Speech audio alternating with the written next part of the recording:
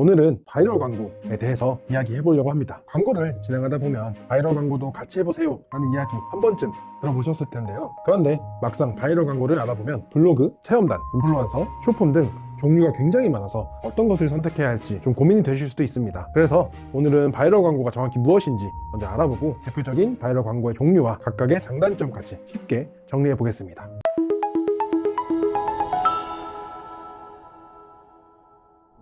우선 바이럴 광고에 대해서 설명드릴 건데요. 바이럴 광고는 소비자가 컨텐츠를 접한 뒤 브랜드에 관심을 갖고 직접 검색하거나 다른 사람에게 공유하도록 유도하는 그런 마케팅 방식입니다. 일반적인 검색 광고나 배너 광고가 광고비를 지불하고 정해진 위치에 노출되는 방식이라면 바이럴 광고는 후기와 정보성 컨텐츠를 통해 소비자가 브랜드를 자연스럽게 접할 수 있도록 만드는 데 목적이 있는 광고입니다. 쉽게 말하면 브랜드가 직접 우리 제품이 좋습니다 라고 말하는 것이 아니라 블로그나 후기 영상, 커뮤니티 같은 다양한 컨텐츠를 통해서 소비자가 제품과 서비스를 알아보게 만드는 것입니다. 다만 바이럴 광고라고 해서 무조건 자연스럽게 퍼지는 것은 아닙니다. 어떤 사람에게 어떤 채널에서 어떤 내용으로 보여줄지를 먼저 기획해야 실제 관심과 검색으로 이어질 수 있습니다. 대표적인 바이럴 광고는 크게 6가지로 나눌 수 있습니다. 그렇다면 이제 구체적으로 어떤 바이럴 광고들이 있는지에 대해서 알아보겠습니다. 첫 번째는 네이버 블로그와 카페 컨텐츠입니다. 소비자가 제품이나 서비스를 구매하기 전에 네이버에서 브랜드명, 제품명, 후기, 가격, 사용 방법 등을 검색했을 때 관련 컨텐츠가 노출되도록 하는 방식입니다.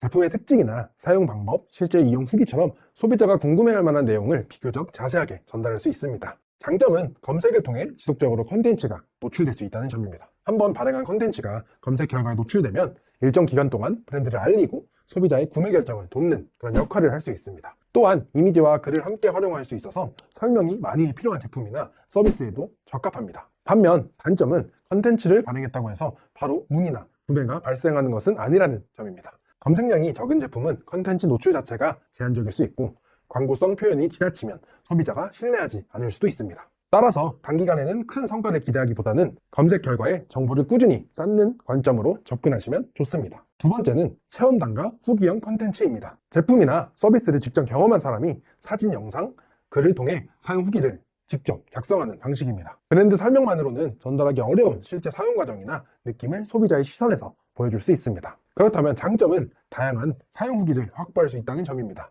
여러 사람이 각자의 상황에 맞게 제품을 소개하기 때문에 소비자는 자신과 비슷한 사례를 보면서 제품을 조금 더 쉽게 이해할 수 있습니다. 특히 처음 출시된 제품처럼 실제 후기가 부족한 경우 초기 컨텐츠를 확보하는 데 도움이 될 수 있습니다. 반면 단점으로는 참여자마다 사진과 글의 완성도가 달라질 수 있다는 단점이 있습니다. 브랜드가 원하는 내용이 충분히 담기지 않거나 비슷한 내용의 후기가 반복될 수 있습니다. 가이드를 너무 세부적으로 작성하면 모든 컨텐츠가 광고처럼 보일 수 있기 때문에 필수 정보와 자연스러운 사용 경험 사이의 균형이 중요합니다. 또한 제품이나 서비스를 제공받아 작성한 컨텐츠라면 협찬 및 광고 여부를 명확하게 표시해야 합니다. 그리고 세 번째는 인플루언서 컨텐츠 협업입니다. 특정 분야에서 영향력을 가진 인플루언서가 자신의 채널을 통해 브랜드나 제품을 소개하는 방식입니다. 뷰티, 패션, 식품, 육아, 운동 등 관심사가 분명한 분야에서 많이 활용되는 방식입니다. 장점은 브랜드의 주요 타겟에게 비교적 빠르게 도달할 수 있다는 것입니다. 인플루언서를 신뢰하고 꾸준히 컨텐츠를 보는 구독자에게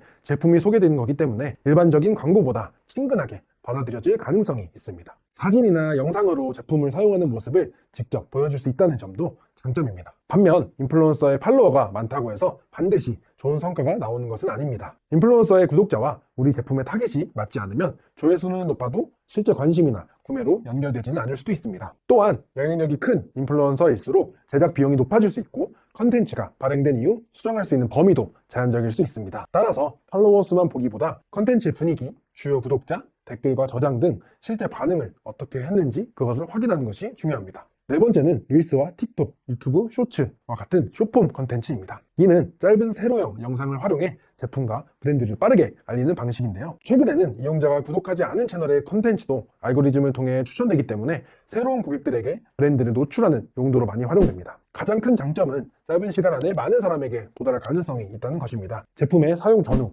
핵심 기능, 고객들의 고민들과 해결 방법을 영상으로 직관적으로 보여줄 수 있습니다. 글이나 이미지로 설명하기 어려운 제품도 실제 사용 장면을 통해 쉽게 이해시킬 수 있습니다. 반면 컨텐츠 경쟁이 치열하다는 단점도 있습니다. 영상의 첫 장면이 흥미롭지 않으면 이용자가 바로 넘어갈 수 있기 때문에 처음 몇 주 안에 관심을 끌어야 합니다. 또한 조회수가 높더라도 사이트 방문이나 구매로 이어지지 않을 수도 있습니다. 그래서 조회수만 확인하기보다 시청 유지율, 저장, 공유, 프로필 방문과 같은 반응들도 함께 확인해야 합니다. 하나의 영상이 기대기보다 도입부와 강조점을 다르게 한 여러 영상을 지속적으로 테스트하는 방식이 적합합니다. 다섯째는 커뮤니티 확산형 컨텐츠입니다. 이는 특정 관심사나 고민을 가진 사람들이 모여있는 온라인 공간에서 브랜드나 제품에 대한 정보와 이야기가 확산되도록 하는 방식입니다. 앞에서 설명한 블로그와 카페 컨텐츠가 검색 결과에 정보를 쌓는 목적에 가깝다면 커뮤니티 확산형 컨텐츠는 커뮤니티 내부에서 반응과 변화를 만드는 데 더 가깝습니다. 장점은 타깃이 명확하다는 것입니다. 제품과 관련된 관심사를 가진 사람들이 모여있기 때문에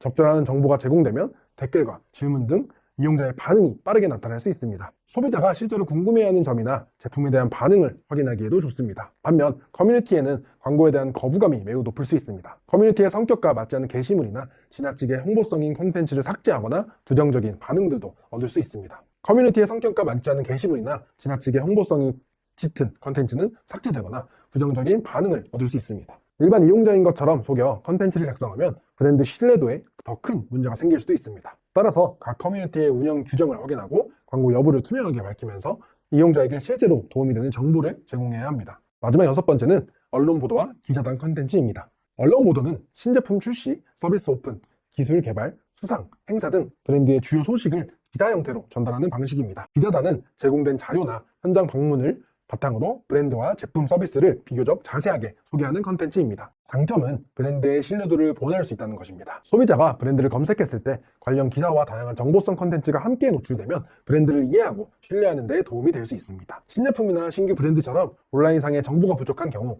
검색 결과를 통해 구성하는 데에도 활용할 수 있습니다. 반면 기사나 컨텐츠가 발행했다는 사실만으로는 사실 바로 매출이 발생하는 것이 아닙니다. 소비자가 관심을 가질 만한 새로운 내용이 부족하면 기사 자체의 주목도가 떨어질 수 있고 어떤 매체와 작성자를 선택하냐에 따라서도 콘텐츠의 품질과 영향력이 달라질 수 있습니다. 따라서 단기적인 판매보다 브랜드의 신뢰도와 검색 결과를 보완하는 목적으로 접근하는 것이 적합합니다. 지금까지 오늘은 총 6개 바이럴 광고를 살펴봤는데요. 어떤 방식이 무조건 가장 좋다고 말하기는 어렵습니다. 브랜드 검색 결과에 정보를 쌓고 싶다면 네이버 블로그, 카페 컨텐츠나 언론 보도, 기자단 컨텐츠를 검토할 수 있습니다. 실제 사용 경험과 후기를 확보하고 싶다면 체험단, 후기형 컨텐츠가 적합합니다. 특정 관심사를 가진 고객에게 빠르게 브랜드를 알리고 싶다면 인플루언서 협업을 활용할 수 있습니다.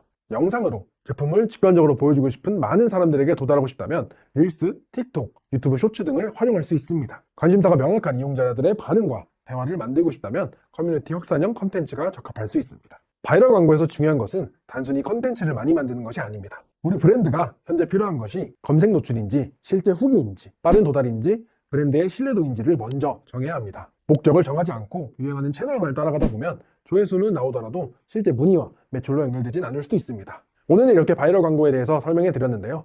바이럴 광고를 준비하고 있으시다면 먼저 광고의 목적과 주요 고객을 정하고 그에 맞는 유형을 선택해 작은 규모부터 테스트해 보시면 좋을 것 같습니다. 감사합니다.